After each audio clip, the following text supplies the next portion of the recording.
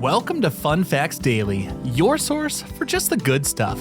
Monday through Friday, we're bringing fun facts and news you can use, all carefully curated to uplift and inform.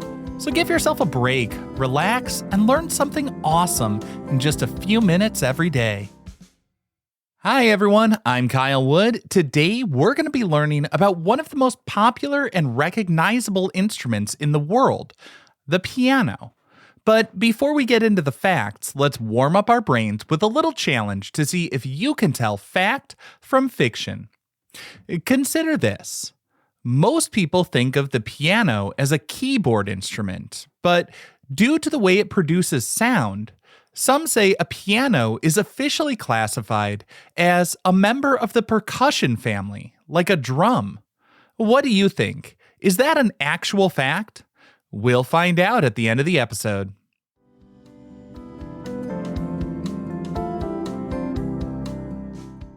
Now for your word of the day. Today's word is fortepiano. That's Fortepiano.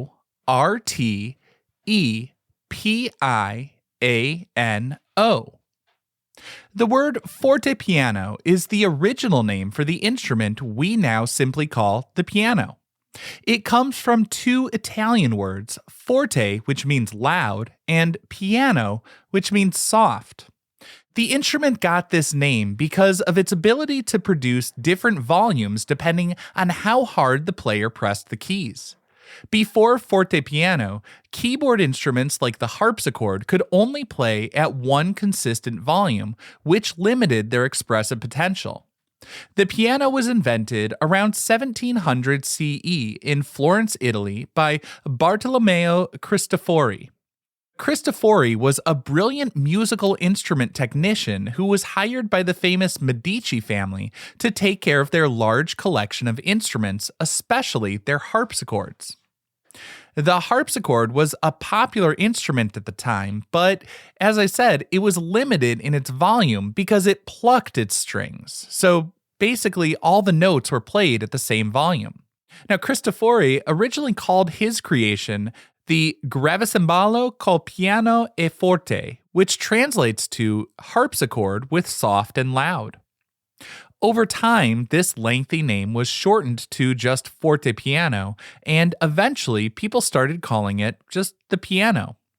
Today, the term fortepiano is often used to specifically refer to the early versions of the piano from the 18th and 19th centuries, which looked and sounded quite different from modern pianos we know today.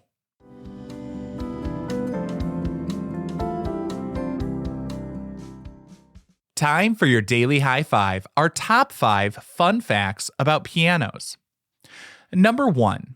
While the piano's right and left pedals are pretty well known, there's a mysterious middle pedal on some pianos which allows the pianist to sustain just some notes, but not all of them. Most people are familiar with the pedal on the right, the sustain pedal, which makes all the notes ring out, and the one on the left, the soft pedal, which makes the music quieter. But on most grand pianos, there's a third pedal in the middle called the sostenuto pedal, and it does something very unique. Unlike the sustain pedal, which holds all the notes, the sostenuto pedal only holds the specific notes your fingers are pressing down at the exact moment you engage the pedal. This allows the pianist to cleverly sustain just some notes, but not all of them. They can play a low bass note of a chord, catch it with the sostenuto pedal, so it continues to ring, and then play a different melody higher up on the keyboard without it being blurred by the sustained notes. This special function is used in more advanced piano music, particularly in pieces by composers like Rachmaninoff. It acts like a third hand for the pianist, adding a rich layer of texture to the music. Number 2. A single piano is a massive puzzle of over 12,000 individual parts. If you look at a piano from the outside, you see a sleek wooden case, a lid, 88 keys, but hidden inside that elegant frame is an incredible feat of engineering. A standard acoustic piano contains roughly 12,000 individual parts, and about 10,000 of those parts are moving components. These pieces must work together in perfect harmony to produce the music. That includes everything from the keys you press to the intricate system of levers, hammers, and dampers known as the action. Each of the 88 keys is connected to its own complex hammer mechanism, which is a marvel of precise engineering in and of itself. On top of that, there are hundreds of strings of varying length and thickness, a massive cast iron frame to hold them, pedals, pins, screws, and felt pads. With so many interconnected parts, it's no wonder it often takes a full year to assemble just one grand piano by hand. Building a quality piano is a time-consuming and highly skilled craft. Number 3. The strings inside a concert grand piano are under about 30 tons of tension. Inside every acoustic piano, there are about 230 steel strings stretched incredibly tight. The tension on each string is high, but when you add it up, the combined force is just astronomical. In a standard upright or baby grand piano, the total string tension is usually between 18 and 20 tons. For a large 9-foot concert grand piano, that tension can increase to up to 30 tons. This incredible force is the reason pianos need a massive, heavy, cast iron frame inside their wooden cases. This frame, sometimes called the plate or the harp, is designed to withstand the immense pressure without bending or breaking. It was one of the most important developments in the history of the piano, allowing for louder volumes and a richer, more powerful sound that could fill the concert hall. Without that iron frame, the piano would literally pull itself apart. And number 4. The world's largest playable piano is longer than a school bus. While a concert grand piano is already pretty huge, it's 9 feet long, it's tiny compared to the colossal instrument built by Adrian Mann, a piano tuner from New Zealand. Over 4 years, he constructed a piano that's over 18 feet long, or about 5.7 meters. The piano weighs 1.4 tons, which is about the same as a rhinoceros. Its keys and hammers are all proportionately oversized, and some of its bass strings are nearly 16 feet long. This gigantic piano isn't just for show, though. It's fully playable and has been used in concerts. Because of its immense size and the length of its strings, it produces an incredibly deep and resonant bass sound that's unlike any other piano in the world. And our 5th and final fun fact for today, the familiar upright piano was invented to fit into smaller homes. For the first 100 years of its existence, the piano was a large, horizontal instrument just like the grand piano today. This meant it took up a lot of floor space, and it was primarily owned by just wealthy families. In 1800, an inventor from Philadelphia named John Isaac Hawkins came up with a clever solution. He designed a piano with the strings running vertically instead of horizontally, creating the first successful upright piano. This new compact design meant the piano could be placed against a wall, taking up much less space and making it affordable and practical for middle-class families. Hawkins's invention revolutionized the piano industry, and by the end of the 19th century, the upright piano had become a centerpiece in countless homes across America and Europe. It allowed more people than ever to bring the joy of music making to their living rooms.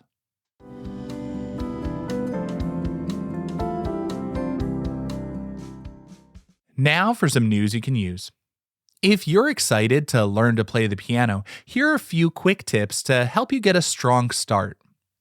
Now to start, before you even play a single note, take a moment to focus on your posture. Adjust your piano bench so that when you place your hands on the keys, your forearms are parallel to the floor. Sit tall on the front half of the bench with a straight but relaxed back, and place your feet flat on the floor. This solid physical foundation is crucial because it gives you the stability and freedom of movement you need to play with control. Next, work on your hand shape, which is key to avoiding strain. Don't let your fingers lie flat or your wrists droop down. Instead, curve your fingers naturally over the keys as if you're gently holding a ball. Your fingertips should be firm and your wrist should remain level and flexible, not locked in one position. This relaxed, rounded shape is the secret to playing with control and grace. Now, once your posture and hand position feel comfortable, you can start to move on to playing and practicing different songs. One trick is to practice with your hands separately. Instead of trying to tackle both the right and left hand parts at the same time, which can be a bit overwhelming, start by learning only the right hand part. Play it slowly over and over until you can do it smoothly without mistakes. Then, give the left hand the same focused attention until it feels just as easily. Then, once you can play the part for each hand confidently on its own, try putting them together. You'll be amazed how much easier it is to coordinate them when you aren't trying to learn both parts at the same time. By focusing first on your physical foundation and then on this simple practice strategy, you'll avoid frustration and learn to play your favorite songs much faster.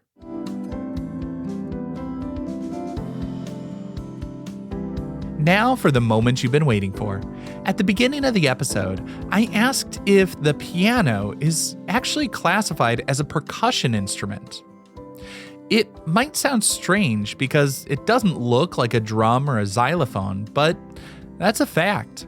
While it is also rightly considered a stringed instrument because it does have strings, and a keyboard instrument because it has keys, its core classification in music theory is often percussive.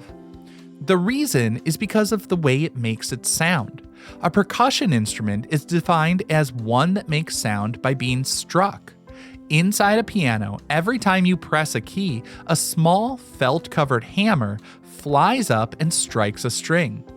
That striking action is a percussive action, making the piano a member of the percussion family. Now, I hope you enjoyed learning a bit about pianos with me today, and be sure to tune in every weekday for even more fun facts. Fun Facts Daily is an Airwave Media podcast. It was written, recorded, mixed, and edited by me, Kyle Wood. Thanks for sharing a part of your day with me. Be sure to follow Fun Facts Daily on your favorite podcast app so you can keep the good stuff coming your way every day. And if you like the show, please do me a favor and leave a kind rating, review, or just tell your friends about it.